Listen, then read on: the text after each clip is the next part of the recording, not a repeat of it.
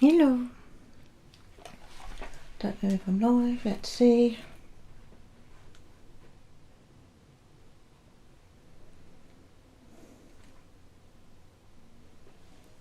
Oh. So I'll get the hang of this eventually at some point.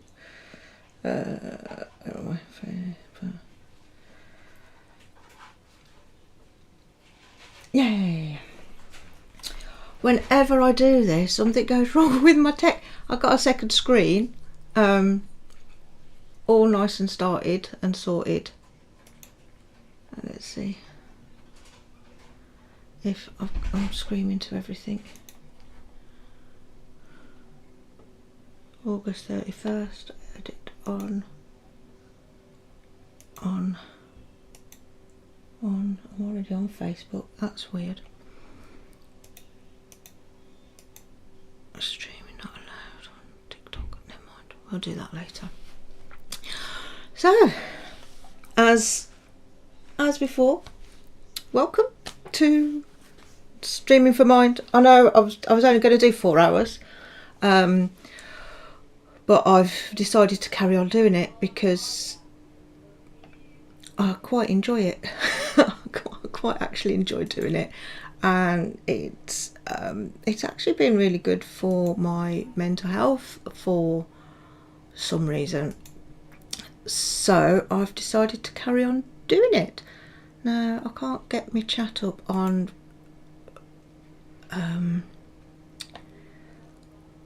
I need to figure this out properly, really, and because I've spent so much time figuring out the tech, getting all the stuff done, and I've got the equipment. I've got me 2 different cameras because I bought this this camera here to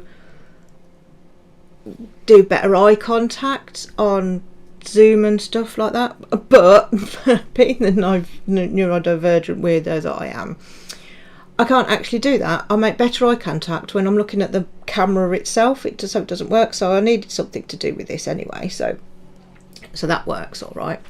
So Streaming for Mind, donations are very welcome. You don't have to.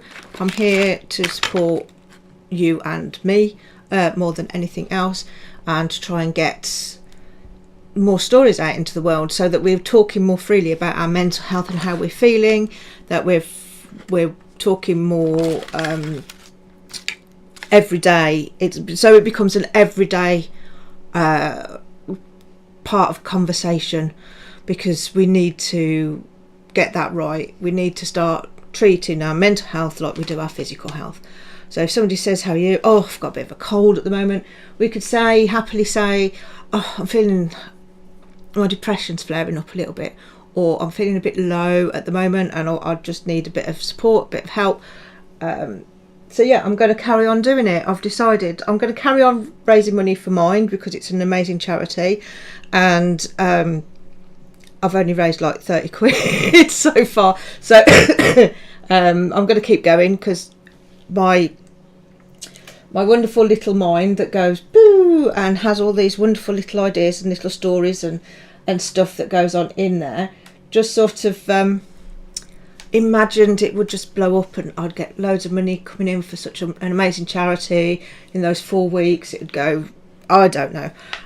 Anyway, I've got to carry on doing it because I want to carry on raising money for charity, and I like doing my diamond art. It's really nice for me to do on a Sunday morning. Gets my Sunday off to a really nice start, and I've gone and had a bit of a spending spree.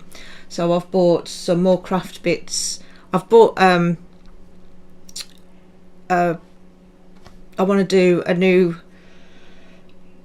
vision board. I've got an old vision board, but I think I need to redo it. So I've bought a book that's got loads of pictures in it and stuff that you can cut up and create a vision board for. So I've done that. I'm going to do a vision board, and I've got some stabby stuff. What is it? It's needle felting and things like that. So I've bought a few different crafts.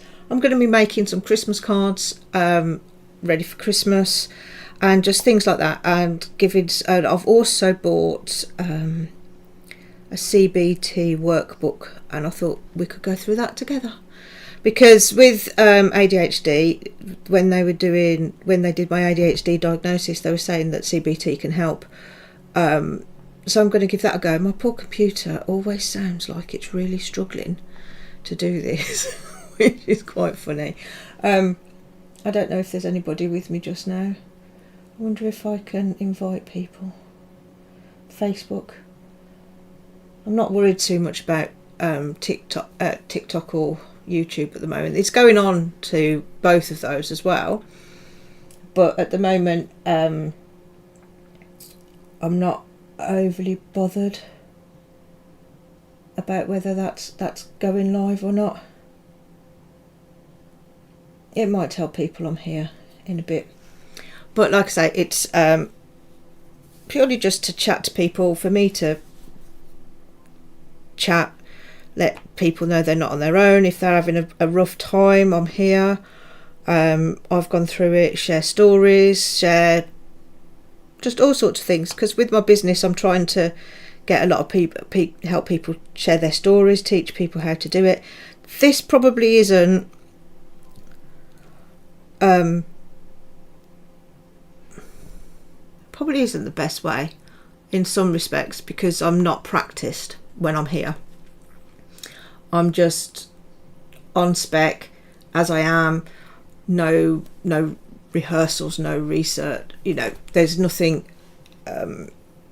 polished about it, but this is me 100% authentic, 100% unpracticed, 100% just chatting away like I would to a friend. So I can be your friend, you can listen to me in your ears as you're going about your daily business. You don't have to just sit and watch me for an hour. You can just listen in. You can listen in on a replay. You can watch. It should have, I don't know if it's got it should have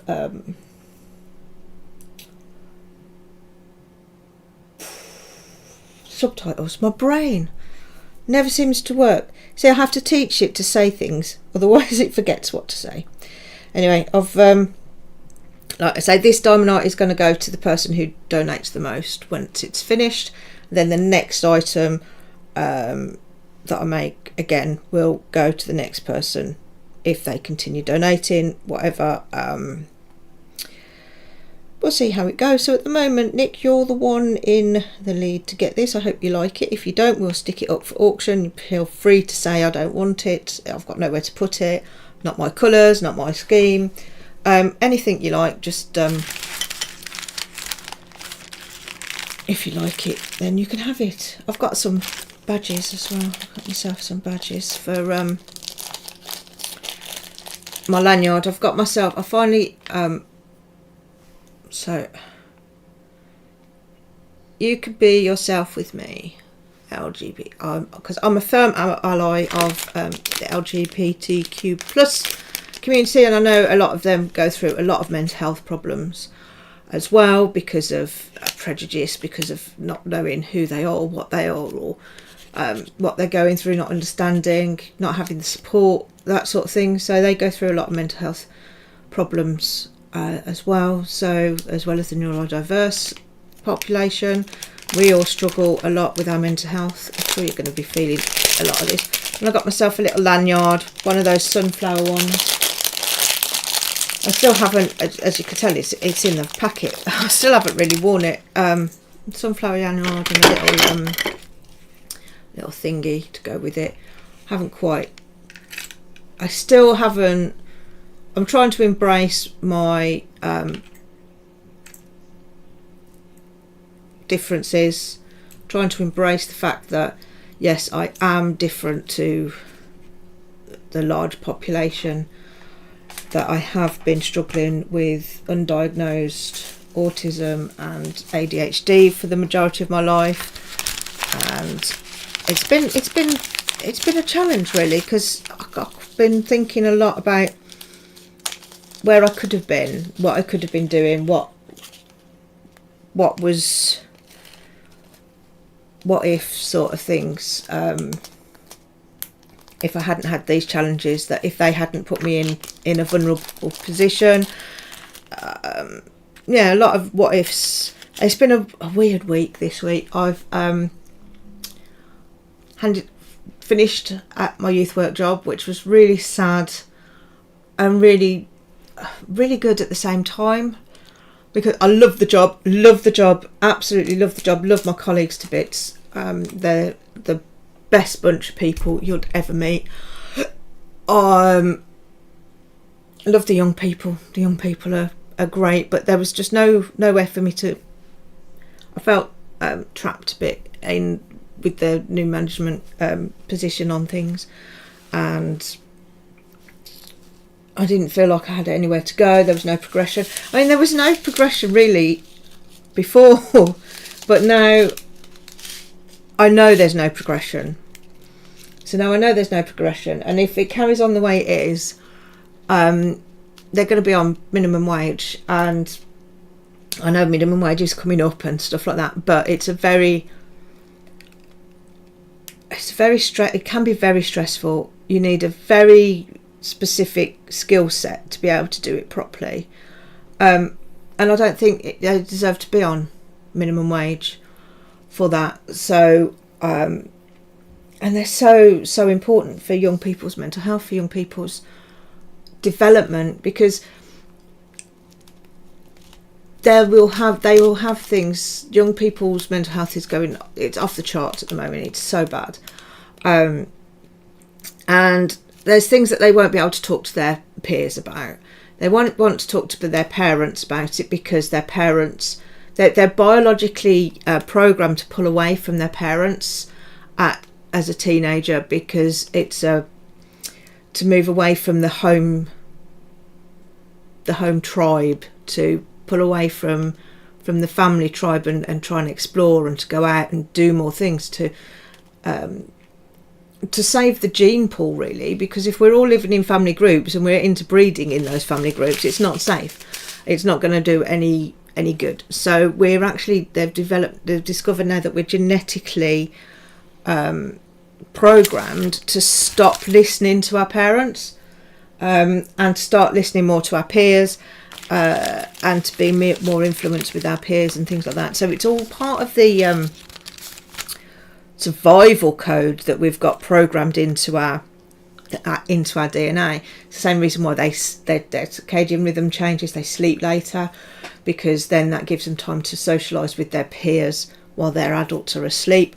So there's all of these theories and things that are going around the medical profession and the psychological profession and the people that are studying teen development, because it's still it's only been going for 20, 30 years, or maybe 40 years, but it's still a new line of, because I read a book and it said 10 years, and that was about 10 years old, I'm not sure, I have to check. But the term teenage has only been about for 40 years, since the 1940s, really. It's only been in regular usage since then. And even then, it was still, you'd go to school, my mum left school at 15, and went straight into work. Same as I went, and that was still partly expected when I was at school. Like, it wasn't always you'd go straight into college. You'd often go straight into work. Or university was nothing that really happened when I was younger, and not for me anyway. It wasn't good for me. So there's all of these things. It's still a new form of development, new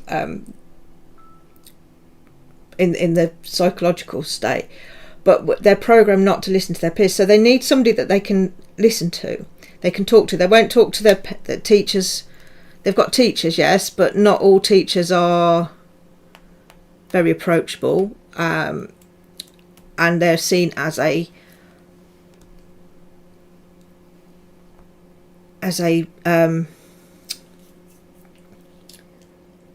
they're seen as a person of authority. So young people aren't likely to approach the teachers. A lot of schools do have pastoral care, but again, they're people in authority. They've got to be a very special teacher for people to be able to go to with things like that. And I don't know enough about teacher training to really comment on a lot of things. It is something I want to learn a bit more about. What sort of things are teachers taught when they're going into teaching, because I might be able to help them with stuff. So that's what I want to do there.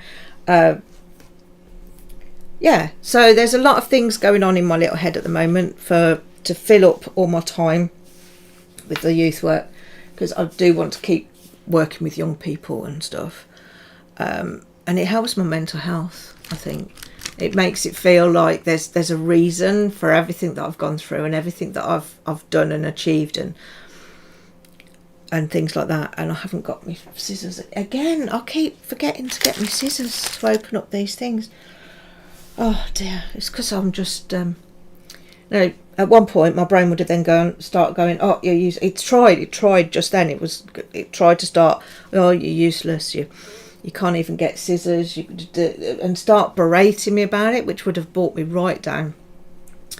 But I'm not doing that. I'm not letting it do that. I'm not letting it do that. I'm going to stop it right there and then in that first. You are so. Whatever I am, I'm so good because I've remembered to come on here. I've come on here. I'm doing this. I'm in the middle of reorganising my office, so everything is going great considering, because it's taken me ages. But I've bought stuff to do with it and stuff like that, because I'm going to be spending a lot of time in here now. So I want it to be nice and set up so that I can do stuff properly and things like that. So I'm getting there. I've been doing it since the start of the summer, and it might not look all that tidy or organised and stuff, but it's quite good because I've got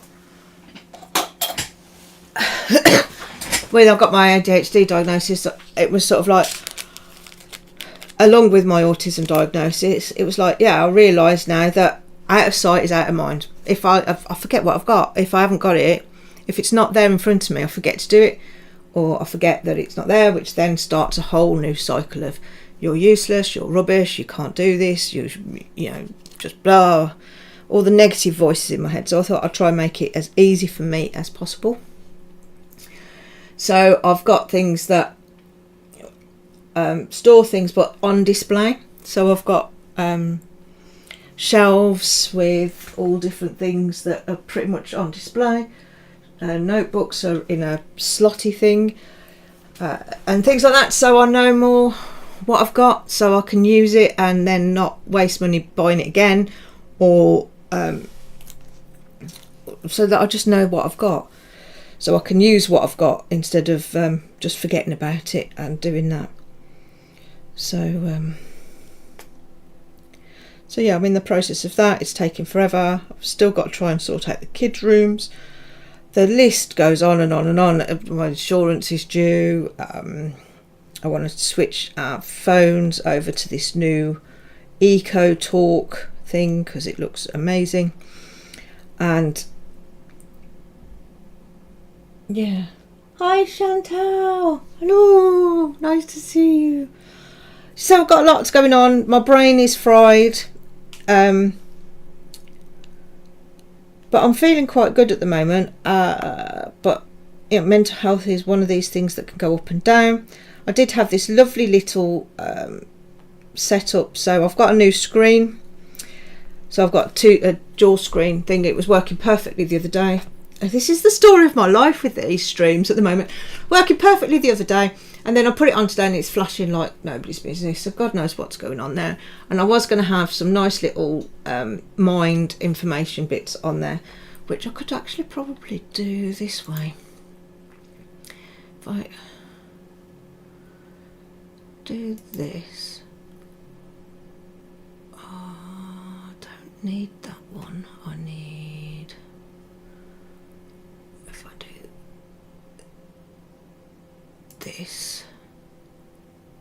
there we go. There's my stream. There's that.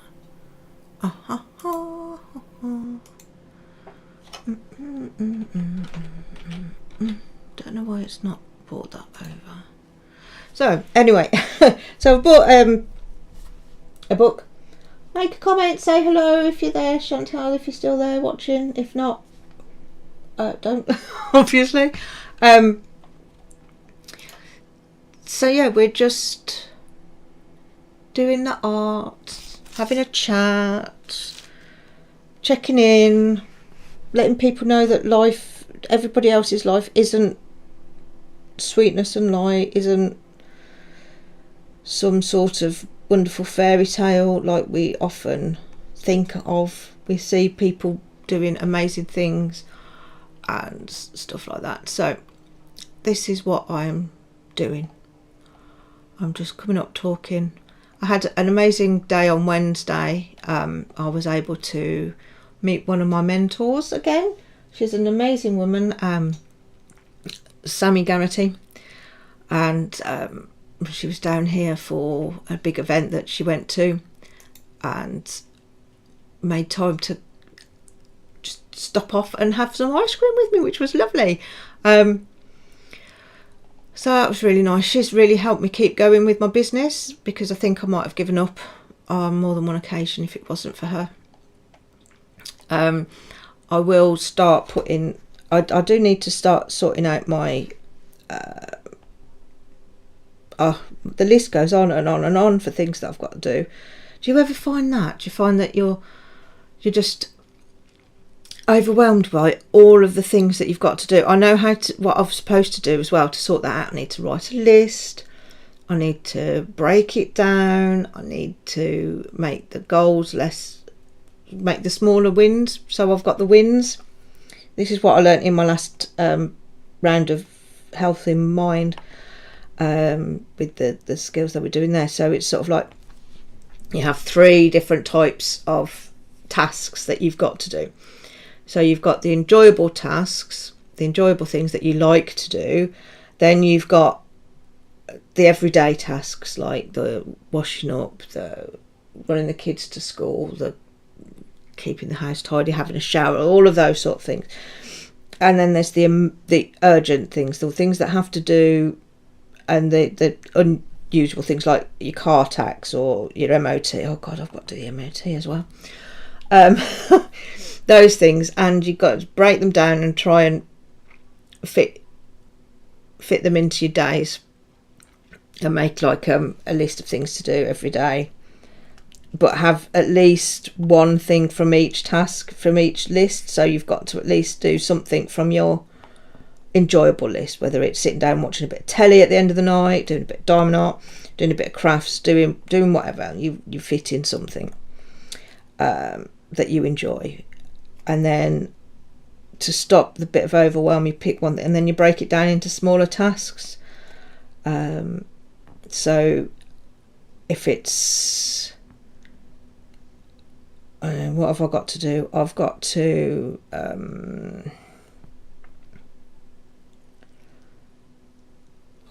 check my car insurance. I've got to redo my car insurance, so that can be a bit overwhelming, going through all the different providers. So what can I do to make that easier? I could go just pick 2, and I could do Go Compare, because they check on lots of different ones, and the Meerkat one,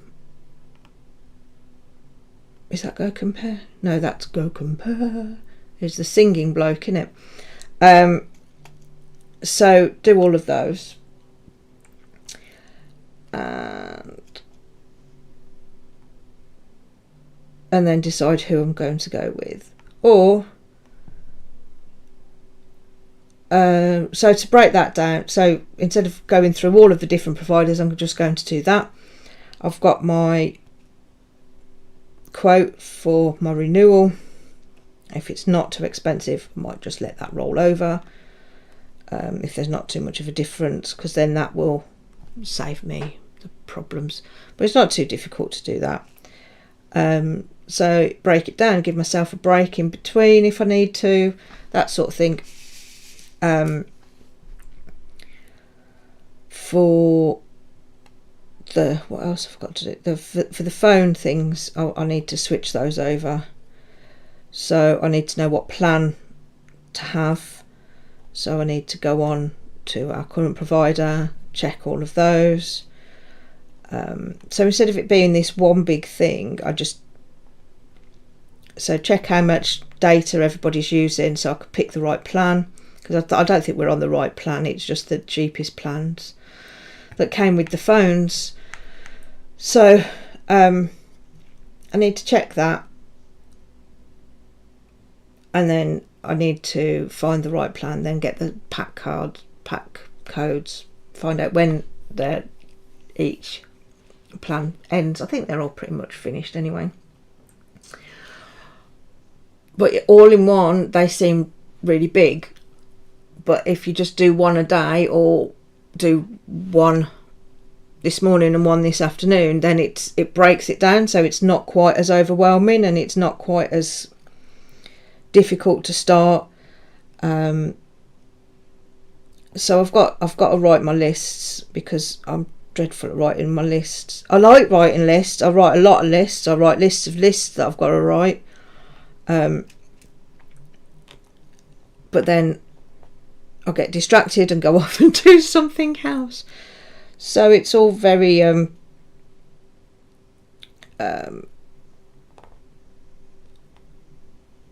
structured with the CBT, which is good.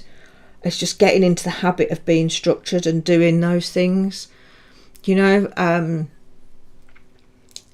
I will get there. I will get there eventually, at some point in my life. I know I will. It's just making sure you're doing something that you're passionate about, that you love doing. I think with ADHD and autism, stuff like that, I've always been fascinated with the human mind. I've always looked into things like that. I even taught myself body language and how to read body language. So when I'm in a room, it could be why it wears me out so much, is I'm constantly aware, because I don't have the natural instinct to pick up on what people are saying with their body language. So I've learnt body language. It's an actual mental process for me to check in on people's body language. It's a bit like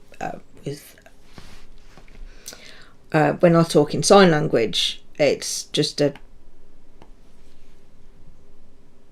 like a refinement of that. My brain it's when you're talking a different language, you've got to think about it first and then say it, instead of like when you're talking in your natural language, you just do it.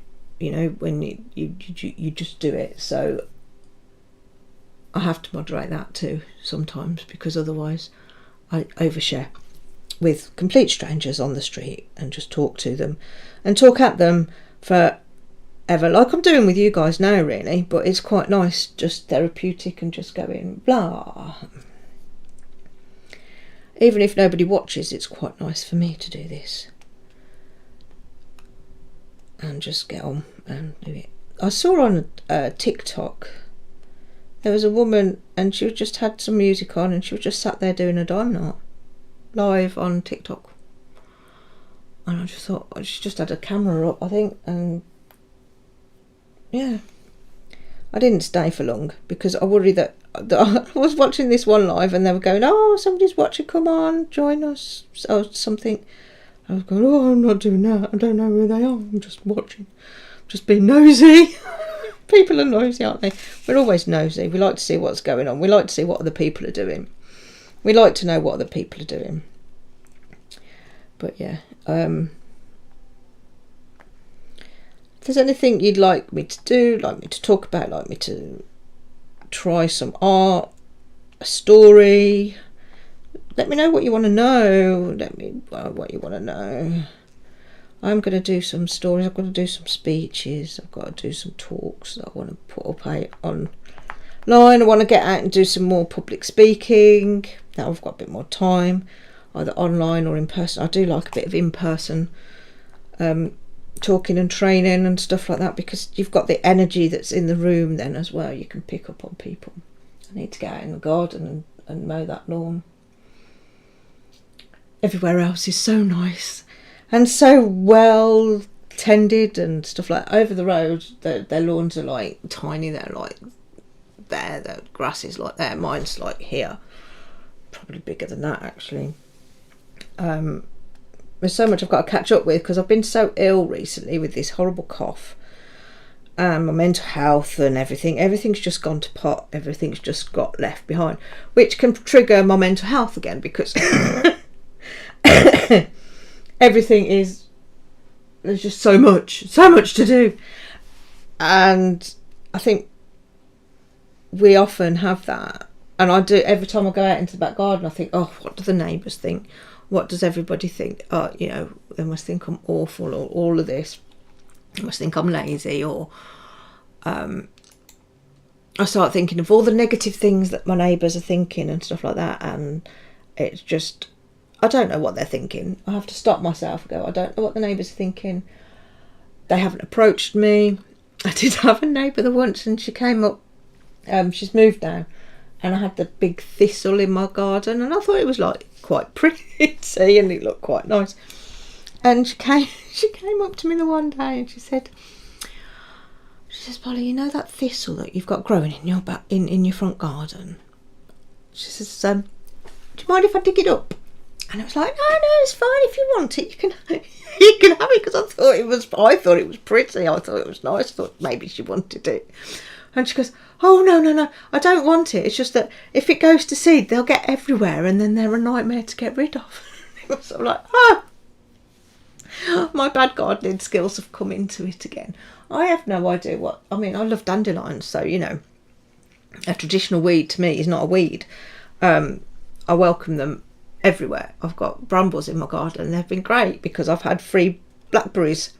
I mean, you go to the supermarket and you have to pay like 2-3 quid for a punnet of blackberries and you can grow the bloody things in your garden without having to do anything for them. They just turn up and grow. It's great. They've been beautiful as well. They've been so sweet and juicy. It's been really nice. So there's so many things assaulting your mental health, everybody's mental health on the daily basis. And we all need time to vent. We all need time to get it off our chests and just get on with things. But if I knew a subject that people were interested in, I could do something specific on that subject maybe. I'll just carry on just chatting like this, to be honest. It's quite, you know, if people are interested. If not, I'm just going to carry on doing it anyway because I like it. But it would be nice to know if I was actually helping people with this little chatty things that I was doing on a Sunday. But I'm going to carry on doing it because it does help keep me focused with everything. And it's quite nice just to take an hour to sit and do some of my diamond art without feeling guilty, because sometimes I feel guilty about doing it because I'm not doing something else. And here I am doing something else because I'm talking to you lot. I'm talking to you and doing my diamond art, and it feels like I'm not just taking time for us. Why is it that we feel so guilty for taking time for us, for doing something that we enjoy doing? Why do we feel that we should always be doing something else? I don't.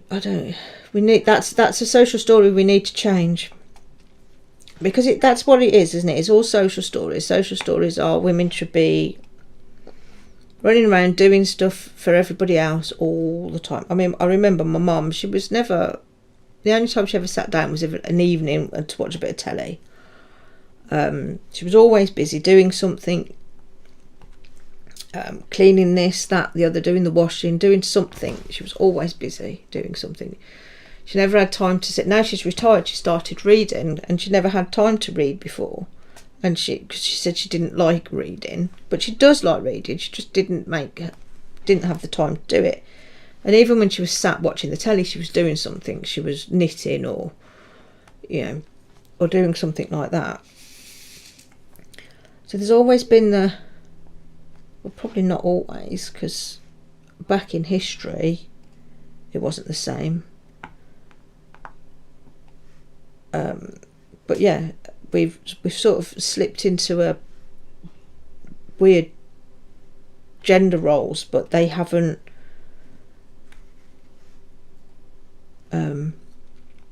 slipped back. So there was a time where men went out to work, women had to looked after the house, and that was when we didn't have like refrigerators, washing machines, things like that. So it was a full-time job running a house. It still is, especially when you've got kids.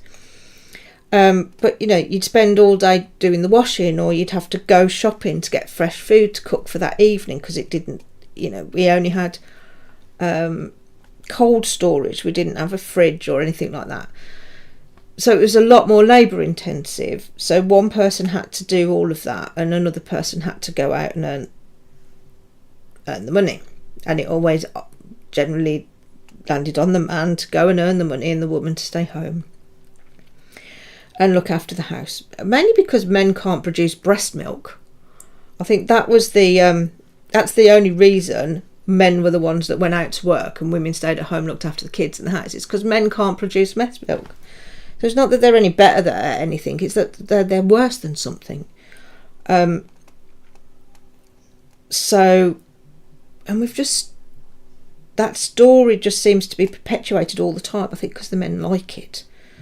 So that story is perpetuated all the time. But now we live in a society where we can't live off one wage, you know, but the woman's still expected to, the story of the woman being the housekeeper, because although we've got formula milk that men can feed to their babies,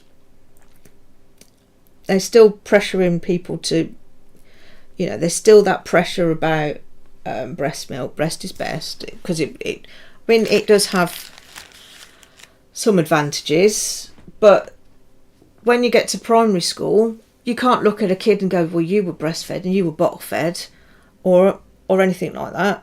You know, you've got no clue whether somebody was breastfed or bottle fed. So it's obviously not that longer lasting a thing. But there's still, men lack that ability. So they're the ones that have to carry on going to work, because the woman has to stay at home and feed the baby if they're breastfed. Even with bottle feeding, if you express your milk or you go for formula, there's still that thing about the woman should be staying at home and feed the baby, because that was how it was when we had no breast milk, when we had no formula and stuff like that. So that whole pressure is then put on the woman to do all of that and still earn a living, because we can't survive on just one income. And it's just the social stories that are revolved around bringing up children need to change. It's so nice seeing more men on the school run and doing things like that, but it's sort of like, what's going on at home? And why is it more important to have a tidy house than a happy child? I was watching this thing, I haven't seen it myself. It's called 17 Diapers or something, 17 Nappies, where this one woman was showing a video of her tidying up her house, and she collected 17 dirty diapers. Hi Donna, how are you? Nice to see you. She collected up 17 dirty diapers from around the house, and people were really criticising her for it. And they were really mean, and most of them were women who were being really mean about this poor woman who was trying her best and doing what she could for her family. I don't know the full circumstances around things, but you know, women were really critical. But then a whole other bunch of women came together and started supporting her, saying, well, that's 17 times she's changed her baby's bottom. Some babies don't get that. 17 times she's taken the time to make sure her baby is clean and spent time with that child, and some people don't do that. And it was making me think, what is more important, spending time with your child or dusting the house? So I spend time with my kids as much as I can, because they're not going to be kids for very long, and I've got plenty of time to have a clean, tidy house when they've grown and they've moved out, or they're not having so many toys and they're just sitting on their computers all day, and that's the only thing that they need, and that's the only thing that they want, and they don't want to spend time with me. So my house is dusty. It's dusty. It's untidy. I wouldn't say it's not clean. The things that need to be clean are clean. The bathroom's clean. The kitchen is clean.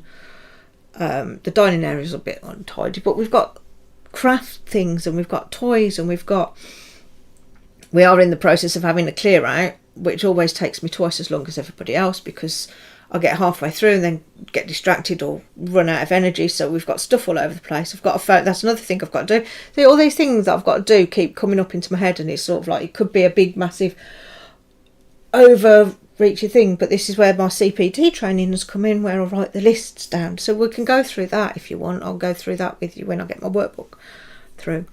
But the brain just gets overwhelmed, and there's so much to do, and so much we perceive that is being expected of us, when none of it is. A lot of it doesn't really matter, we make sure the washing up's done, the dishwasher's loaded, that the house is clean, the kids are fed, but they're both really generally happy kids, really confident kids, because we've spent the time with them, we listen to them, we do that sort of stuff, instead of worrying about what other people think.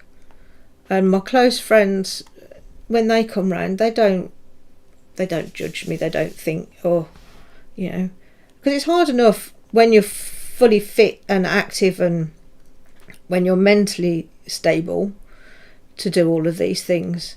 And with my combination of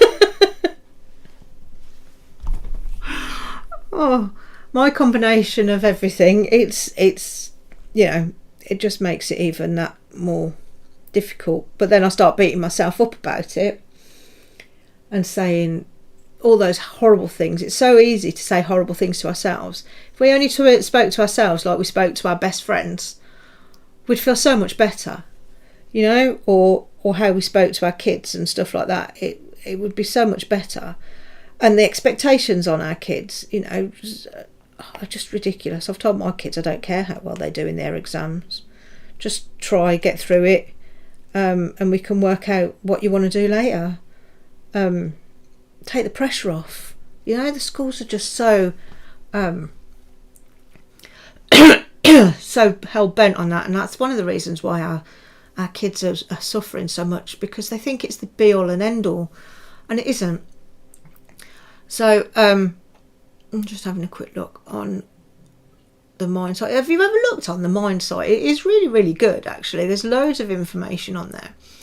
They've got local minds. Let's have a look, see if I can find your local mind.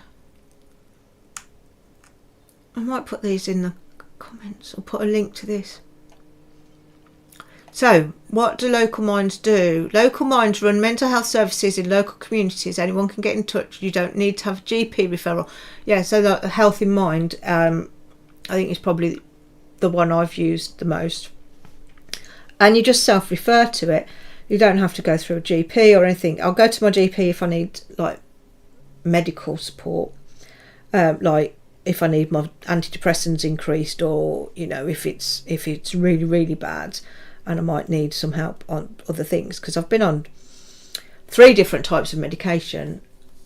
Hi Lizzie, how are you? I keep forgetting to check my phone, because I had set my other screen up to see if anybody was chatting away, but the screen didn't work today. So I've had 3 different types of medication: mood stabiliser, social anxiety tablets, and antidepressants. And I've gone back onto the antidepressants. I came off them all for a while, but I had another bit of a crisis when Jacob was little. And my GP had actually been trying to put me on the antidepressants for a while because of my mood and because fibromyalgia, they act as a, they can be, some antidepressants can act as a pain reliever. They sort of help to ease the pain of fibromyalgia, but the stigma attached to being on antidepressants just kept me saying no, I don't want to go on antidepressants, all of this, I don't want to do it. And in the end, my mental health just got so bad. I remember just sat on the top of the stairs sobbing. I had a 2-year-old temper tantrum about something, sobbing.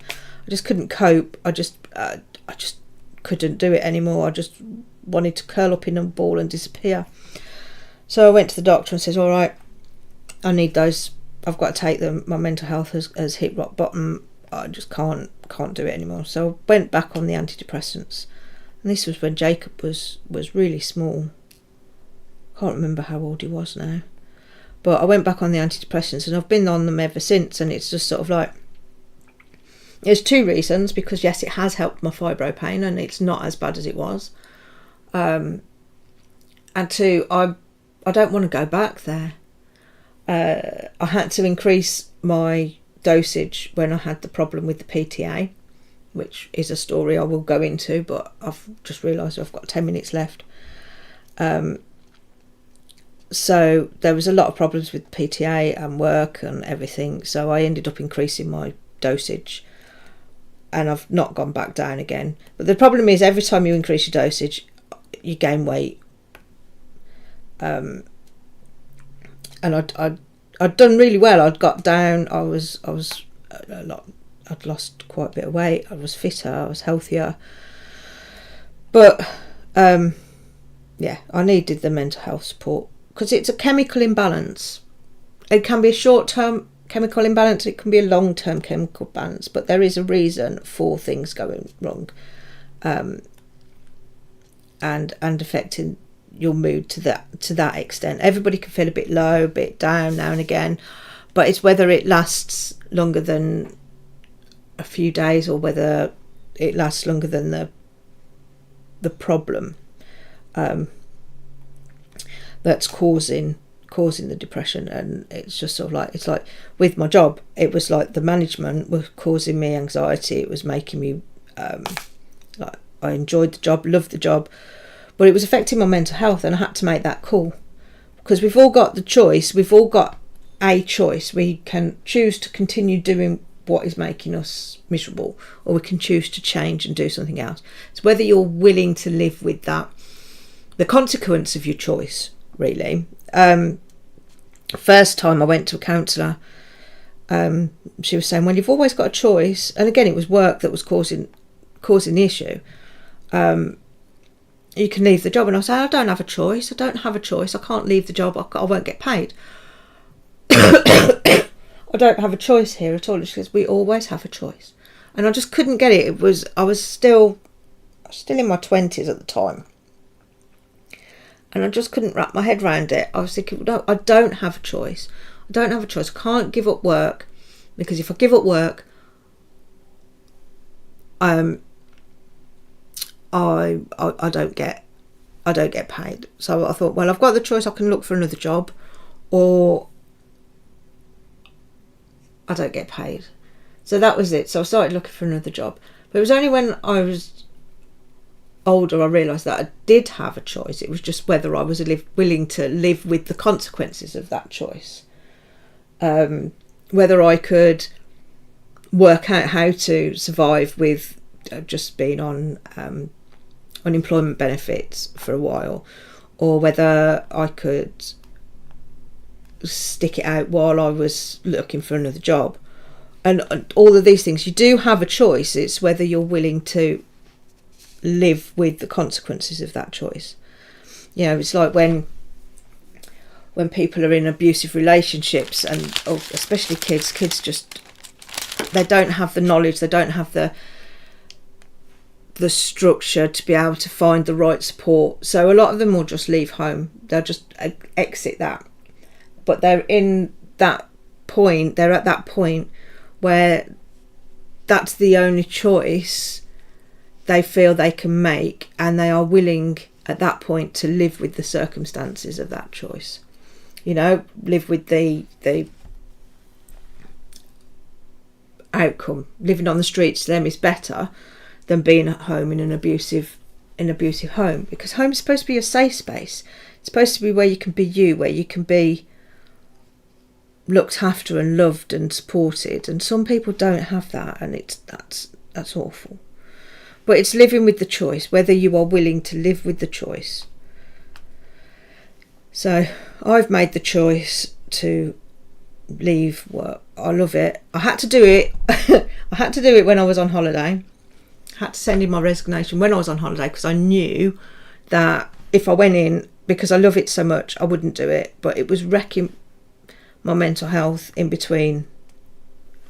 I was just going over and over things in my head with what happened, and I'm going to wait until I'm completely out of there, because I'm on holiday now for 4 weeks until the end of September, when I will be officially left. So yeah, so it was all just going through my head. So I'm going to explain. I mean, I've told it in previous videos in very basic stuff, but I can go into more detail once I've gone. But yeah, Health in Mind, they offer, you can go onto their website. I'm going to put this on in the comments so that anybody that needs some mental health support can reach out to Health in Mind for their locals. So they have, each local mind is different, but the services they offer might include talking therapies, crisis helplines, advocacy, employment and training schemes, counselling, befriending services. So that's quite nice. They do a lot of different things. So then, and you can volunteer for them and stuff like that. So let's have a look, see what we've got in my area. Beaten. Let's just see if it's enter a full value.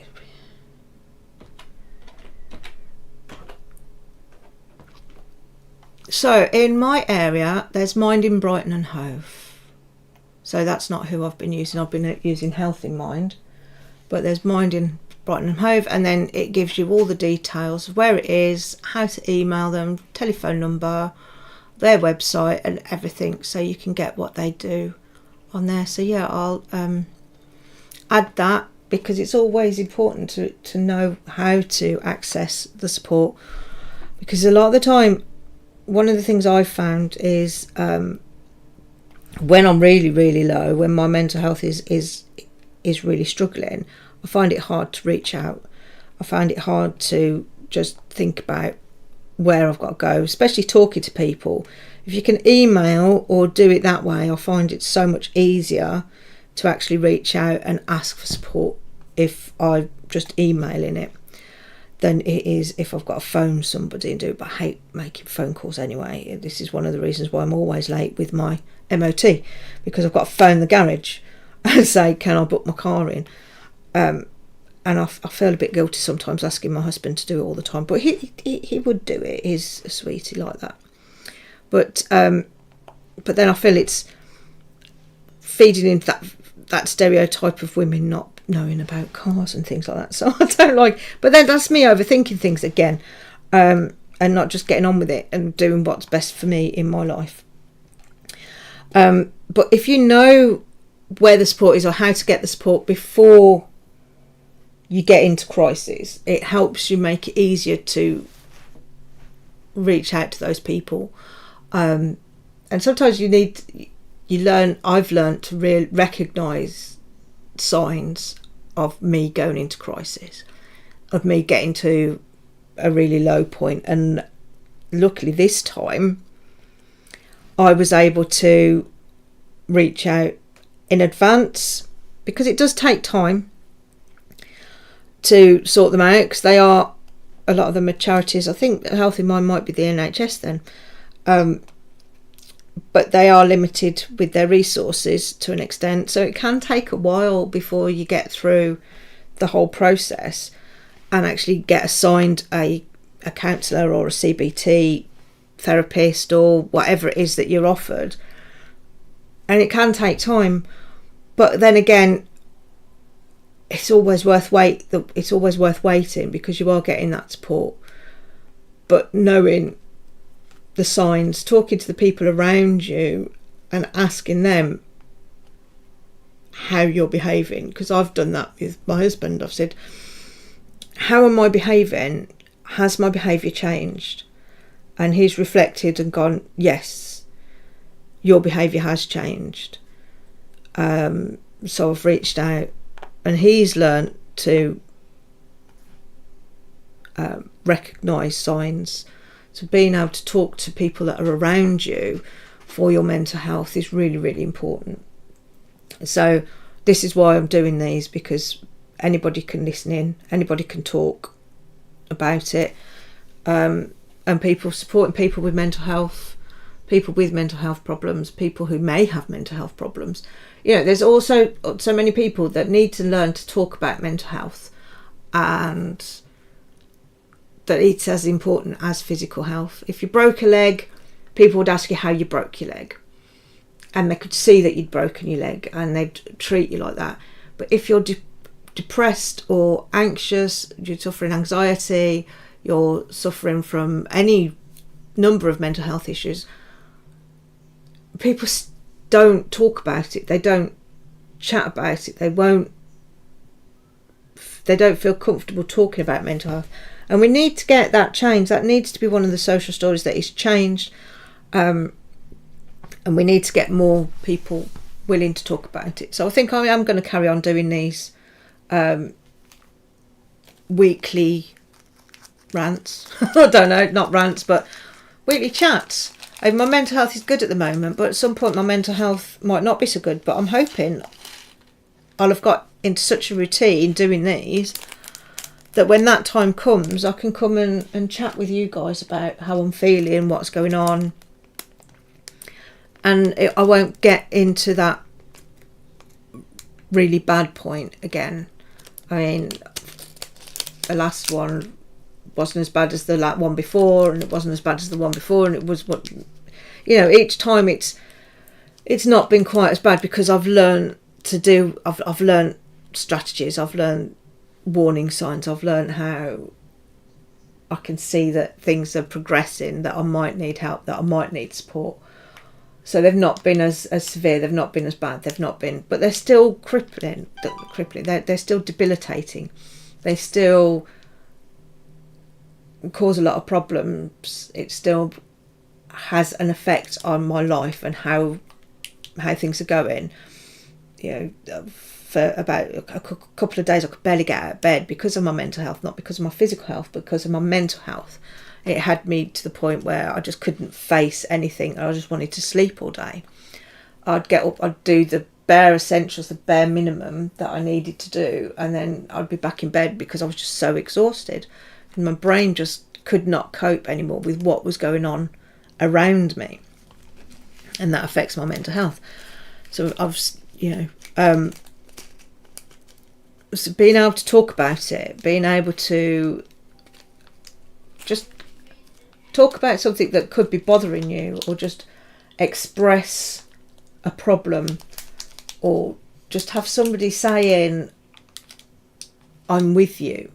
You don't need somebody to say, oh, I know how you feel, or I understand, or, yeah, you can empathise with people, which is great, but there's like sometimes it feels like I'm guilty at this. I try and empathise people by telling my own stories and stuff like that. And whenever I'm working with a new client or something, I always say, look, I do this. It's not because I'm switching it round to be all about me. It's because I want to show you that I've experienced something similar, so I can empathise with you. Because then I do share my stories.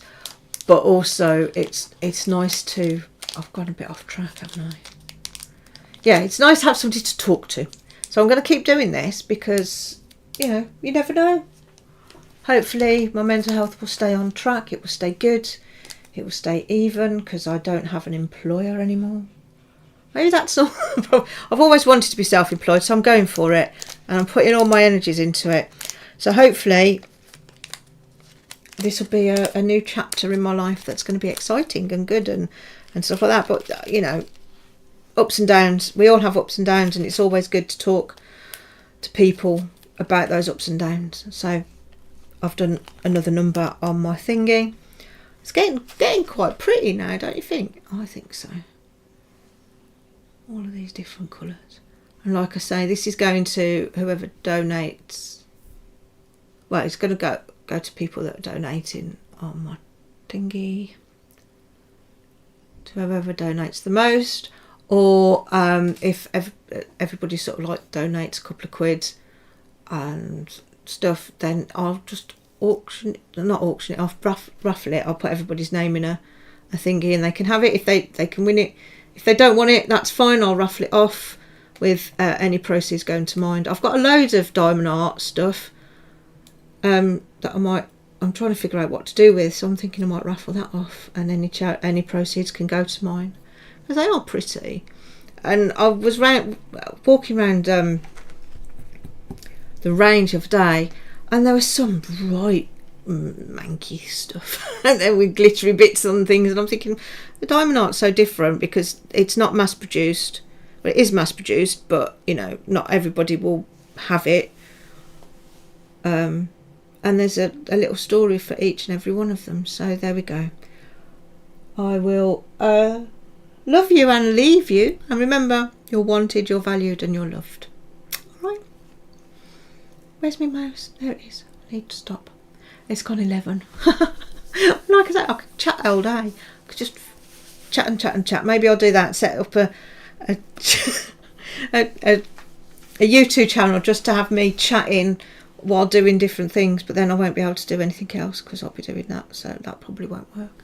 But yeah. Anyway, goodbye. Remember, you are loved. You are valued.